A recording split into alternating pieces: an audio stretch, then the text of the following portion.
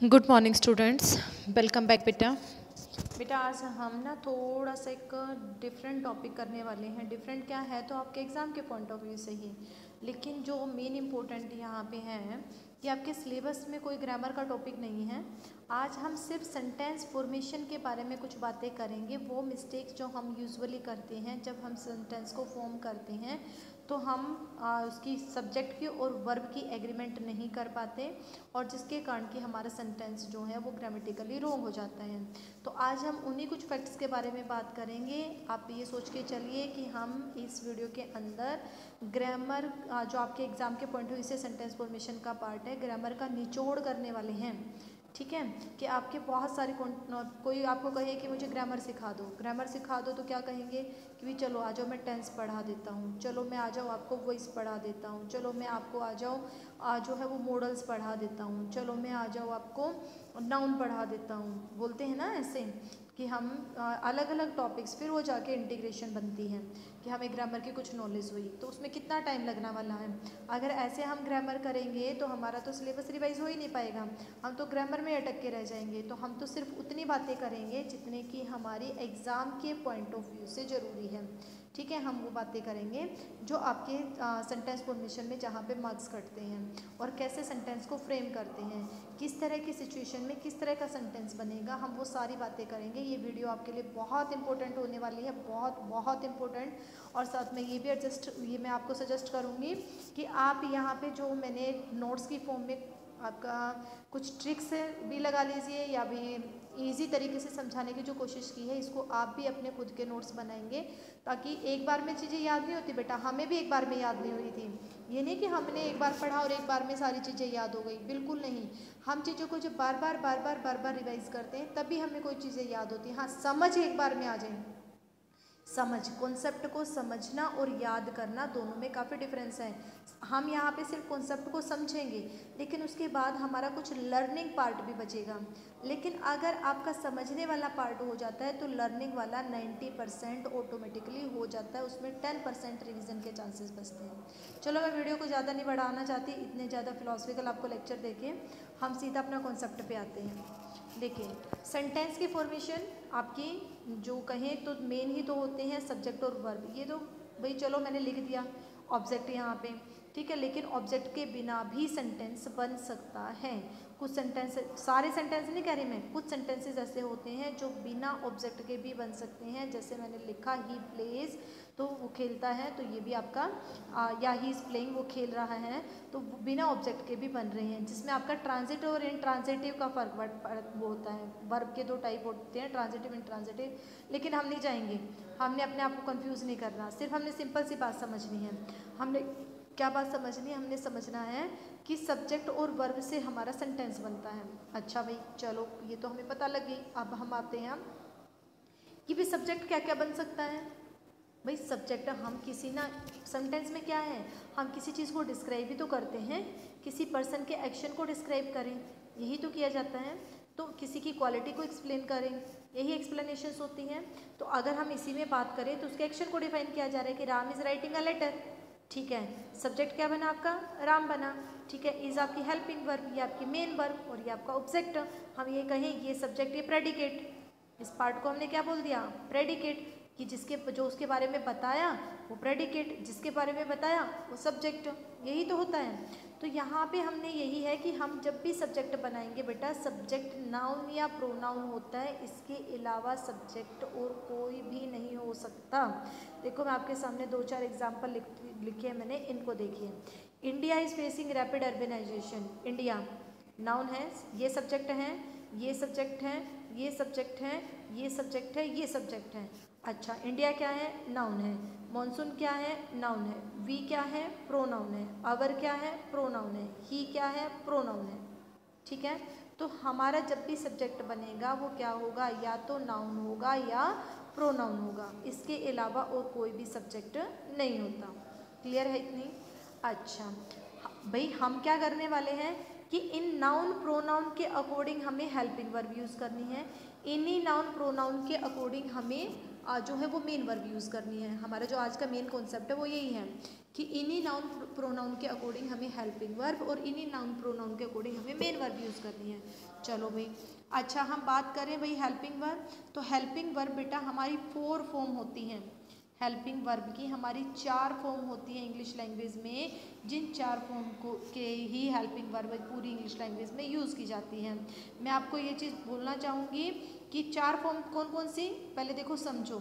इन 4 form के अलावा ना आप चाहे कुछ भी उठा लो, मैंने लाइव कराई थी तभी मैंने बच्चों को बोला था इन 4 फॉर्म के अलावा ये फॉर्म हैं।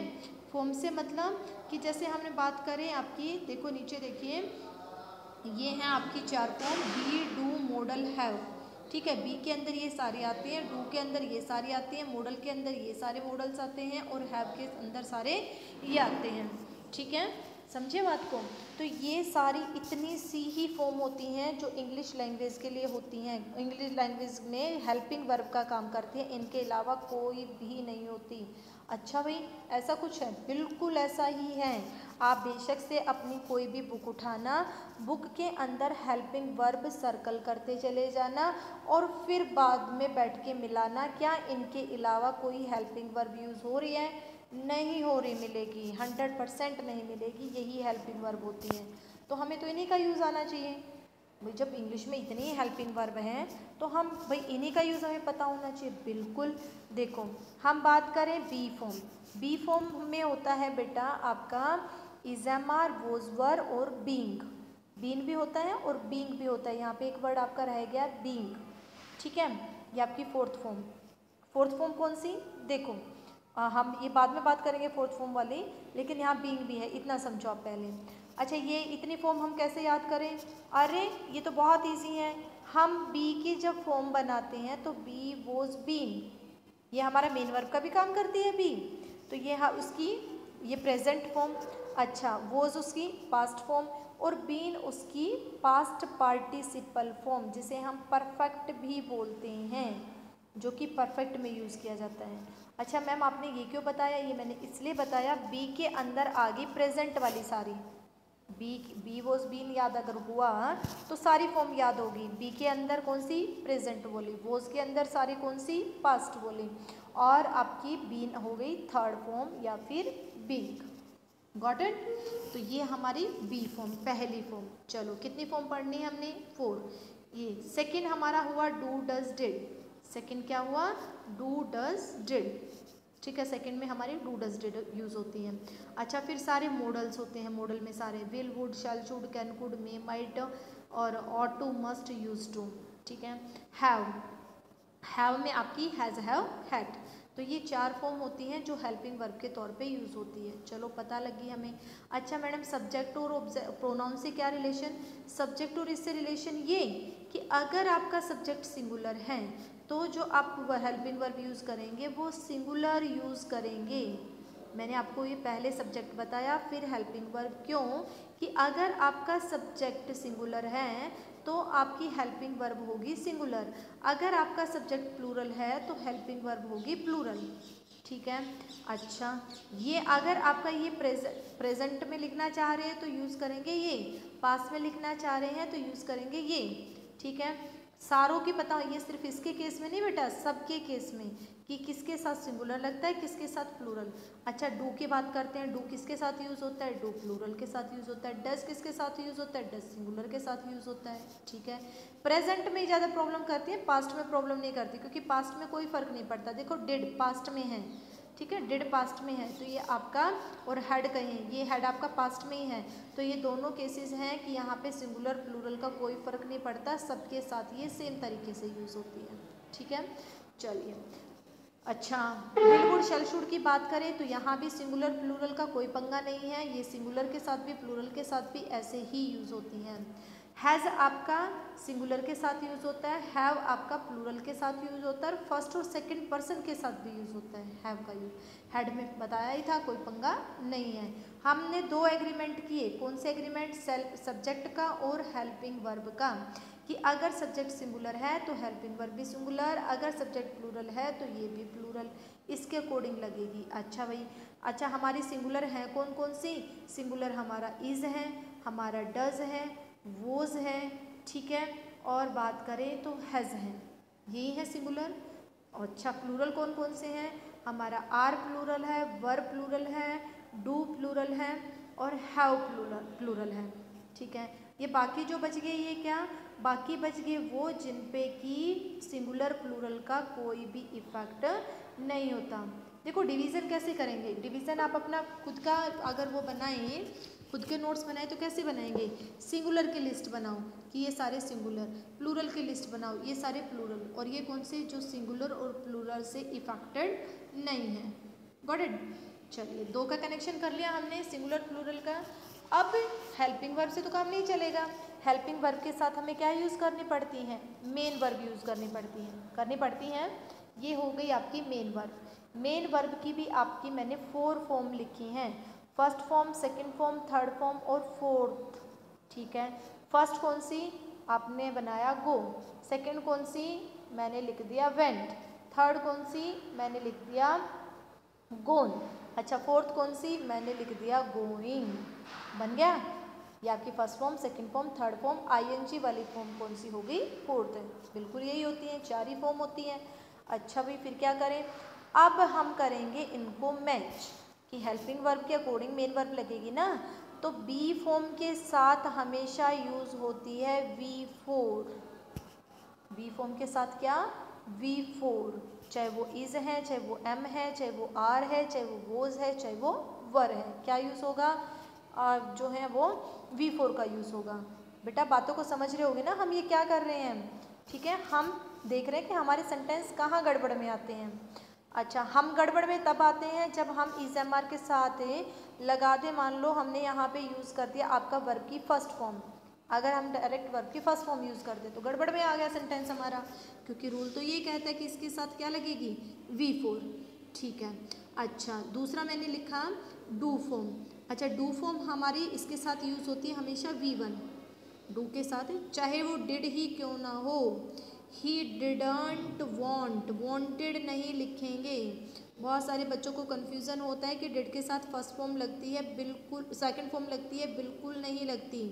ही didn't want to do this task, वो इस काम को नहीं करना चाहता, तो डिडंट वॉन्ट, गेटिंग, डिड आपका डिडंट वॉन्ट का यूज़ होगा, वॉन्टेड का यूज़ नहीं होगा। तो ये बात क्लियर हो गई, डू का मैच इसके साथ, बी का मैच इसके साथ। अच्छा हैव का मैच हो गया थर्ड के साथ, हैव के साथ हमेशा कौन सी फॉर्म यूज़ होगी, थर्ड, चाहे वो हैज़ है, चाहे वो हैव है, चाहे वो हैड है। डू के साथ चाहे वो डू है, चाहे वो डज है, फर्स्ट फॉर्म। बी चाहे कोई भी है, चाहे इनमें से कोई भी है, ये बीन नहीं बेटा, बीइंग, ठीक है, बीइंग वाली फॉर्म। अच्छा इन सब के साथ क्या यूज़ होगा आपका, जो है वो V4 का यूज़ होगा। ठीक है, चलिए नेक्स्ट बात करें मॉडल्स की, किसकी बात करें, मॉडल्स। मॉडल्स के साथ भी यूज़ होता है V1, मॉडल्स के साथ भी किसका यूज़ होगा, चलिए अच्छा हम बात करें कि अब हमने सारे मैच कर दिए, अब ये मैच आपको पता होने चाहिए बेटा। ठीक है, ये मैच आपको पता होने चाहिए कि इनका यूज़ कैसे होगा। देखो अभी आप बात करें, हमारा कौन सा रह गया, सेकंड फॉर्म रहेगी। देखो ये इसके साथ कर दिया हमने, ये इसके साथ कर दिया, ये भी कर दिया, ये भी कर दिया। अब ये सेकंड फॉर्म, सेकंड फॉर्म किसी भी हेल्पिंग वर्ब के साथ यूज़ नहीं होती, नहीं होती। ठीक है, क्लियर है। हाँ ये बातें बेटा देखो मैं यहाँ कितनी थ्योरी आपको बता दूँ, कितनी थ्योरी आपको बता दूँ, ये चीज़ें आपको समझ जब आएगी जब आप अपने सेंटेंसेस में पहुँच जाएंगे, आप अपने क्वेश्चंस पे पहुँच जाएंगे, जब आप उन क्वेश्चंस को याद करने लग जाएंगे, फिर आप छोटी छोटी बातें ऑब्जर्व करेंगे कि हाँ देखो ये बात भी मुझे बताई थी, ये भी बताई थी, ये भी बताई थी। अब देखो मैं यहाँ पे बात करूँ, ये आपकी कौन सी हुई, बी फॉर्म हुई, बी फॉर्म हुई तो मेन कौन सी आ गई, V4 आ गई, आ गई। अच्छा ये आपका प्रेजेंट वाला है, प्रेजेंट वाले में थोड़ा सा डिफरेंस है बेटा, प्रेजेंट आपका 2 ही टेंस होते हैं, प्रेजेंट इंडेफिनिट एफर्मेटिव और पास्ट इंडेफिनिट एफर्मेटिव, जिनके साथ हेल्पिंग वर्ब नहीं आती, बाकी सब में आती है। ठीक है, कॉन्सेप्ट अभी ऊपर जाके बताऊंगी आपको मैं। अच्छा ये आपका हो गया मस्ट, मॉडल आ गया। ठीक है, तो मॉडल आपका जो है उसके साथ वर्ब की फर्स्ट फॉर्म आ गई। देखो इधर देखिए, मॉडल के साथ वर्ब की फर्स्ट फॉर्म। अच्छा हैव आ गया, हैव के साथ V3 आ गई, ये V1 आ गई, ये V3 आ गई, ठीक है। ये आपकी डिड आ गया, देखो डिड के साथ क्या आया, V1 आया, डिड के साथ क्या आया, V1। तो एग्जामिनर ये आपकी ये वर्ब देखेगा, अगर ये वर्ब का एग्रीमेंट आपका गलत हो जाएगा तो वो ऐसे सर्कल कर देगा कि तूने हेल्पिंग वर्ब के अकॉर्डिंग वर्ब नहीं लगाई। गॉट इट, समझ गए इस बात को? तो आपको ये चीज़ याद करनी पड़ेगी। अच्छा अब मैम इस स्ट्रक्चर को हम यूज़ क्यों करें, कहाँ पे करें, कैसा सेंटेंस हो, हम क्या लिखना चाह रहे हैं जब हम इस स्ट्रक्चर का यूज़ करें, ये सबसे इम्पोर्टेंट बात है। देखो हम बी फॉर्म का यूज़ तब करते हैं जब हम किसी काम की कॉन्टिन्यूटी दिखाते हैं। ये देखो इसमें सेंटेंस आपके टेंस भी कंप्लीट हो जाएंगे अगर हम बात करें तो, ध्यान से समझो तो। कॉन्टिन्यूटी, कोई काम हो रहा है या हो रहा था, हो रहा है या हो रहा था, ठीक है, तो वो वहाँ पे यूज़ होता है is am are, was were, being, बार बार मैं इसको करेक्ट कर रही हूँ, बीइंग और आपका V4। चलिए डू डज डिड कहाँ आएगा मैडम, जहाँ कोई काम यूजुअली जनरली होता है या होता था या होता है प्रेजेंट में या पास्ट में, ठीक है। अच्छा मॉडल कहाँ पे यूज़ होगा, मॉडल यूज़ होगा बेटा जहाँ मूड बताया गया हो। मूड मतलब रिक्वेस्ट का मूड है, सजेशन का मूड है, ऑर्डर का मूड है, ठीक है, कंपल्शन का मूड है, तो जहाँ मूड बताया जाए मतलब टाइम ना आए। देखो ये कंटिन्यूटी टाइम दिखा रहा है, ये कंप्लीशन टाइम दिखा रहा है, यहाँ टाइम का रोल नहीं है, यहाँ पे आपका फीलिंग्स का, इमोशंस का रोल आ गया, मूड का रोल आ गया। अच्छा हैज़ हैव हैड कहाँ यूज़ होगा, कंप्लीशन, जहाँ पे कोई काम कंप्लीट हो चुका है यहाँ पे। तो देखो इतनी सारी फॉर्म, और ये आपकी मेन, और ये आपका ये चार्ट आपका आपकी सेंटेंस फॉर्मेशन को इतनी स्ट्रॉन्ग बना देगा कि आप बिल्कुल इस चार्ट को हमेशा लाइफ टाइम अपने साथ रखेंगे, और रखने की जरूरत नहीं, माइंड में अपने आप सेट हो जाएगा। एक बार जब आप इससे एग्री करो, देखो इससे एग्री करो इसको, इससे एग्री करो इसको, सब्जेक्ट से पहले तो सब्जेक्ट से एग्री करो इसको, फिर इससे एग्री करो इसको, ठीक है, और ये तीनों का कम्बिनेशन होगा इससे, अगर ये है तो ये तीनों चीज़ों का जो है वो ये एग्जिस्टेंस करेंगे, ये तीनों का जो है एग्जिस्टेंस होगा, एक दूसरे के साथ अटैच होंगे, अदरवाइज नहीं होंगे। Got it? देखो यहाँ बताती हूँ, हमने यहाँ इज फेसिंग लगाया, India is facing rapid urbanisation, तो वो कर रहा है ना, कर रहा है, कंटिन्यूटी हो रही है भी, बी के साथ बी और V4 वहाँ आया जहाँ कंटिन्यूटी है, ठीक है भैया हो गया। अच्छा ये पॉइंट बताऊँगी अभी बेटा, बचा हुआ मुझे पता है। अच्छा मूड आपका, मूड को बता रहा है, ये किसको बता रहा है, मूड को बता रहा है, तो ये आपका क्या है, उस मूड को शो कर रहा है। मूड समझ रहे हो आपका, मूड से मतलब है यहाँ पे आपका जो है वो कंपल्शन को शो कर रहा है। मस्ट हमेशा कंपल्शन के लिए यूज़ होता है, तो यहाँ पे compulsion, we must use bucket instead of shower. अच्छा भाई ठीक है, हाँ बिल्कुल ये कंपल्शन बता रहा है कि हमें जब भाई वो नहाएं तो हम शावर का यूज़ ना करके बकेट यूज़ करें वाटर कंजर्वेशन के लिए। अच्छा ये काम क्या है, मूड बता दिया ना मैंने, कंपल्शन है, टाइम का कोई रोल नहीं है यहाँ पे, कंपल्शन है। अच्छा our cities have become overcrowded, have become काम हो चुका है, ओवर क्राउडेड हमारे शहर हो चुके हैं, अभी होने वाले नहीं है, हो चुके हैं, ठीक है। अच्छा उसने उसे अपने बच्चों को कभी नहीं डांटा, फ्यूचर में ना यूजुअली नहीं हुआ कभी, फ्यूचर में आपका ये काम, सॉरी पास्ट में आपका ये काम नहीं हुआ, मतलब यूजुअली पास्ट में नहीं होता था ये काम, कि वो अपने बच्चों को कभी नहीं डांटता था, समझ गए।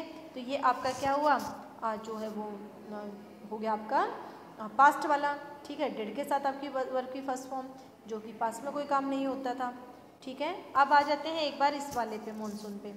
अच्छा ये क्या केस है, ये केस ये है बेटा बहुत इंपॉर्टेंट भी है, ठीक है, ये बहुत इंपॉर्टेंट भी है। हम जब प्रेजेंट इंडेफिनिट एफर्मेटिव बनाते हैं, दो ही सेंटेंस बनते हैं, या तो प्रेजेंट एफर्मेटिव या पास्ट एफर्मेटिव। प्रेजेंट एफर्मेटिव में सब्जेक्ट के तुरंत बाद वर्ब की फर्स्ट फॉर्म, और पास्ट में सब्जेक्ट के तुरंत बाद second form. Evans escaped from prison, अगर मैं यहाँ सेंटेंस लिखूँ, Evans escaped from prison, escaped from prison, jail से भाग गया, ठीक है। अच्छा तो मैं यहाँ पे आप क्या लगाया, सेकंड फॉर्म लगा दी, पास्ट में काम हुआ है, ठीक है। यहाँ पे monsoon plays an important role in everyone's life. यहाँ पे प्रेजेंट में है कि मॉनसून हर किसी की लाइफ में बहुत इंपॉर्टेंट रोल प्ले करता है। ठीक है, तो ये आपका क्या हुआ, प्रेजेंट को शो कर रहा है। मैम इसमें क्या खास बात है, इसमें खास बात है कि अगर आ जाए सिंगुलर, अगर आ जाए सिंगुलर तो वर्ब की फर्स्ट फॉर्म के साथ लगेगा एस या ई एस। ठीक है, ये आपका सिंगुलर है ना। अगर मैं यहाँ पे, यहाँ सिंगुलर नहीं होता, सपोज करो मैं लगा देती दे प्ले, दे प्ले, ऐसे करती हूँ दे प्ले।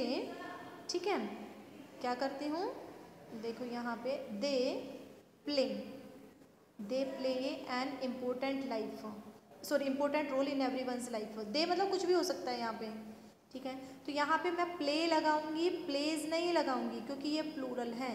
ये कॉन्सेप्ट बहुत ज़रूरी है, बच्चे फ्लो में लिखते हैं, ठीक है, फ्लो में भूल जाते हैं जब उसका आंसर देते हैं तब। तो ये आपको पता होना चाहिए, जैसे पोइट गिव्स द मैसेज या poem, this poem gives the message. मैं तो आपके जो एग्जाम में लिखते हो वही बताती हूँ मैं तुम्हें, द पोएम या this poem gives the message. तो यहाँ पे पोएम गिव्स द मैसेज क्या समझे, ये आपका गिव्स क्या हुआ, ये पोएम क्या हुई, सिंगुलर, तो यहाँ पे क्या लगेगा, सिंगुलर। बात समझ आई बेटा, अरे बात समझ आई सबको। चलो आज के लिए इतना ही बेटा, अभी ये कंप्लीट नहीं है, ये फर्स्ट पार्ट है, एक पार्ट और बनेगा। आज हमने सिर्फ एक्टिव की फॉर्मेशन देखी है, वर्ब और सब्जेक्ट की एग्रीमेंट। अभी आपका एक वीडियो और आएगी, उसमें आपकी बिल्कुल सारी चीज़ें क्लियर हो जाएंगी। इन बातों को समझना, अप्लाई करना। ओके, चलिए, thank you so much for watching this.